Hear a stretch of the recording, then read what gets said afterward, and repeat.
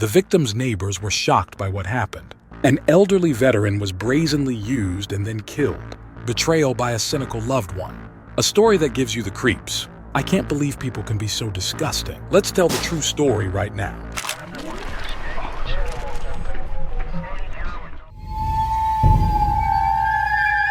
At dawn on May 14, 1996, a sheriff's deputy on patrol was driving past an overlook at Harper's Ferry State Park in West Virginia when he noticed an unusual sight, a huge suitcase lying on the side of the road next to a trash can. Coming closer, the man tried to move it with his foot, but the suitcase did not budge. Deciding to open it, the sheriff found a sports bag inside, loaded with something heavy. Unfolding the zipper, he saw the body of a man. The corpse of an emaciated old man who had recently died was found in the suitcase. The deceased's head was partially covered with a dirty pillow, and he wore only the top of his pajamas on his body.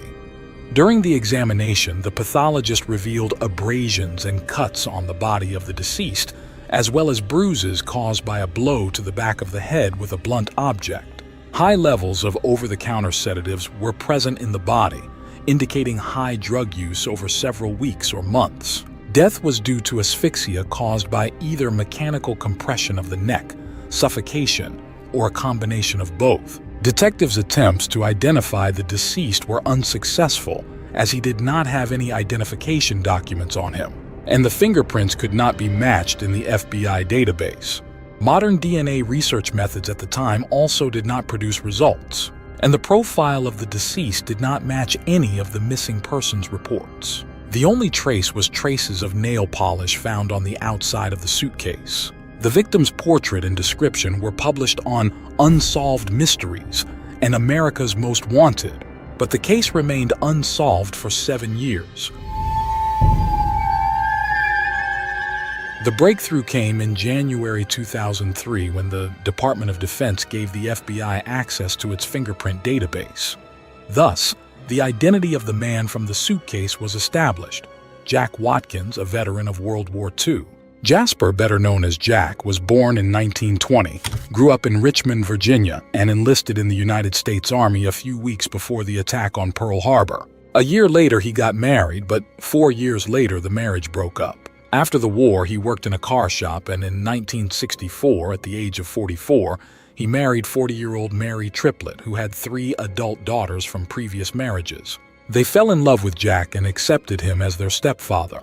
When Mary was diagnosed with multiple sclerosis, Jack quit his job to care for her. Widowed in 1989, he lived on a modest pension of $1,200,000 a month at his home in Reisterstown, Maryland, near Baltimore. While investigating Jack Watkins, police discovered significant changes in his financial habits dating back to 1995. Normally a frugal spender, Jack suddenly mortgaged his house and purchased a brand new BMW for $44,000. The following year, he sold his house, but only received about $3,500 of the estimated $90,000 sale price. What is even more amazing, despite the fact that Jack had been dead for several years, someone continued to cash his pension checks sent to a P.O. box in Ellicott City, Maryland. This box turned out to be registered to a woman named Nancy Segal. After conducting a surveillance operation, police in February 2003 recorded how a slender blonde walked up to the counter of a post office in Ellicott City and picked up mail. It turned out that it was Nancy Segal who stated that the mail in the box was received by herself, her daughters, and Jack Watkins, allegedly living in Pennsylvania with a woman named Rude. After this, the police decided to continue monitoring Nancy. They saw her deposit Jack's Social Security checks at the bank. When checking her name in law enforcement databases, it was discovered that Nancy had numerous criminal records and had defrauded her numerous victims of thousands of dollars. But who is she really? Nancy Schweitzer was born in 1948 and raised in Baltimore, Maryland. Her mother left the family with her eldest daughter, leaving Nancy with her alcoholic father and gambler. In 1964, the father was killed outside a bar, allegedly due to debts. At the age of 16, she was orphaned despite the fact that she was talented, attractive, and full of ambition. During those years, she participated in the local dance show Buddy Dean and was one of the best participants. Dreaming of becoming a famous artist, she was never able to achieve her goal. In 1968, Nancy married her high school sweetheart, Charles Kukarski, the owner of a construction company, and had 2 daughters. In the early 1980s, their family began to fall apart due to Nancy's gambling, which entailed huge debts. While her husband was at work and her children were at school, Nancy went to Atlantic City, where her passion turned into an addiction. She took out loans in her husband's name and used his credit cards as well as his company finances without his knowledge. Charles and Nancy eventually divorced in 1985, leaving Charles with over $100,000 in debt and forcing him to file for bankruptcy. Soon after, Nancy married Ted Kizendaffer, who quickly divorced his wife for her sake. The man also owned his own company in the home maintenance industry, and his success was guaranteed due to the increase in demand for such services. However, he made the same mistake as Charles, placing almost all of his finances under Nancy's control. She reportedly used her husband's personal information to obtain loans and pocketed his money by altering checks for mortgage payments so that the funds went to her rather than to the mortgage company. When Ted discovered the scheme, he threatened her with going to the police. Nancy reacted to this threat with such cruelty that Ted hid from her in the closet to avoid her wrath. According to other sources, he locked himself there because he was afraid of killing her in the heat of the quarrel. In 1993, the couple divorced. From this point on, Nancy began to use other methods of personal enrichment and financing her gambling addiction. She stole mail from mailboxes, wallets that contained people's personal information, their driver's licenses, credit cards, social security information. She even managed to convince bank employees to give her the account number twice, after the cards she used were blocked at the request of one of the owners. She eventually received probation for each purse theft. Although Nancy was arrested several times, she was taken into custody by the police in different jurisdictions, which allowed her to easily avoid additional scrutiny by law enforcement. She never spent more than 2 weeks in jail. At the same time, Nancy was an escort and was quite popular with men. In 1992, Nancy convinced her friends John and Linda Mabily to take out a car loan together and make the required down payment.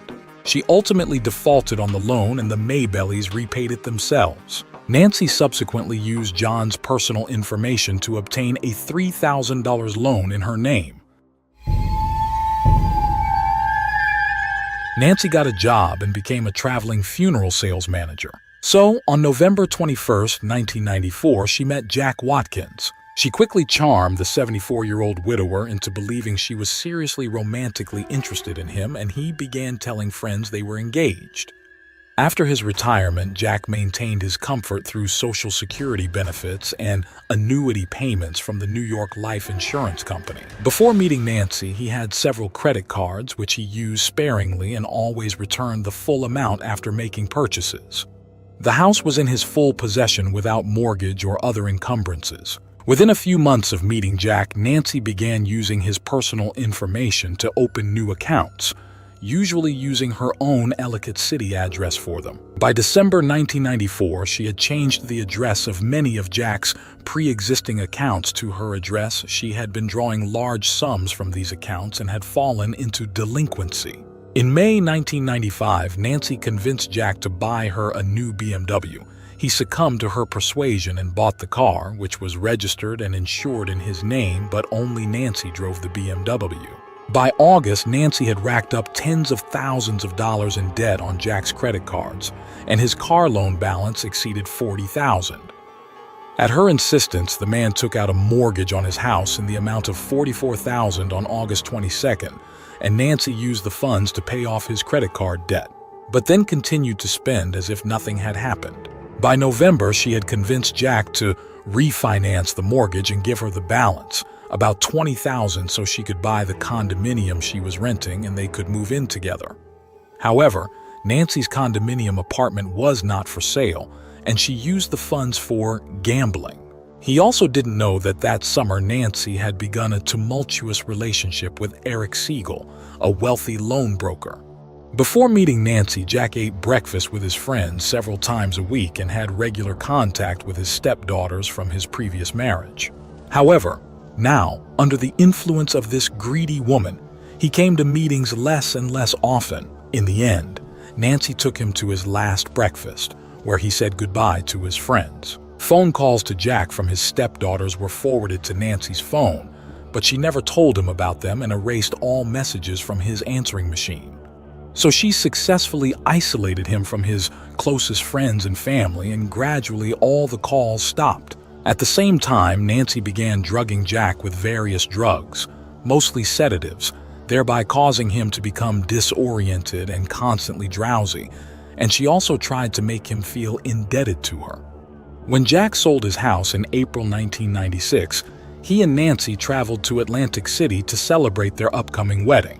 Apparently, the man got very drunk that evening and Nancy took him to the emergency room. When they returned to Maryland, he was hospitalized. Jack told the hospital staff that Nancy was his fiancée, but in a conversation with the doctor, she stated that she was his nurse, hinting at the clouding of his mind. Although Jack was well-versed in time and space and seemed to respond satisfactorily to his environment to hospital staff, he was diagnosed with dementia because he spoke too insistently of Nancy's status as his fiancée. Jack was then transferred to a psychiatric ward. According to facility records, Nancy did not want him released to her care and tried to place the man in a long-term care facility, but was unable to find one and took Jack into her condominium when he was discharged on April 16, 1996. Fearing that Jack might expose her, she began plotting his murder. After selling Jack's house, Nancy also pawned his personal belongings, and after moving into the condominium, she continued to drug and starve him. She killed Jack Watkins 48 hours before his body was discovered on May 14, 1996, according to the FBI. Because the man had lost contact with his friends and family, no one even knew about his disappearance, and for many years his identity remained unknown to the police. In December 1998, Nancy married Eric Segal and also made him her victim, defrauding the man out of $300,000. Instead of reporting this to the authorities, her husband paid off her debts himself. So, having discovered Nancy Segal's whereabouts in Ellicott City, investigators brought her in for questioning, and when they showed her a photo of the suitcase in which Jack's body was found, she began to cry, calling the man who had replaced her father. She said she was his caregiver and tried to take care of him as he had dementia. Nancy claimed that in May 1996 she came home to find Jack already dead, apparently killed by suicide using a ceiling fan extension cord. Detectives knew that this was physically impossible. When trying to perform such a trick, the fan simply lowered.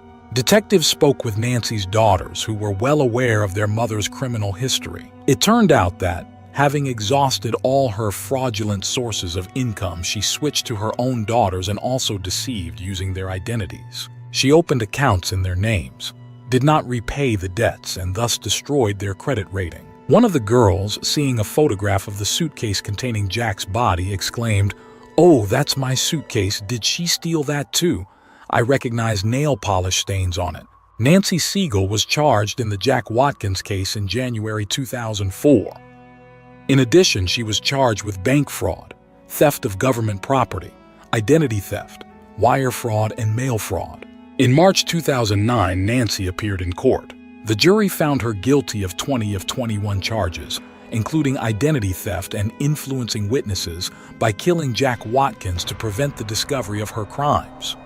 Nancy, 61, was sentenced to 400 months in prison, more than 33 years in prison. Presumably, in 2032, she could be released.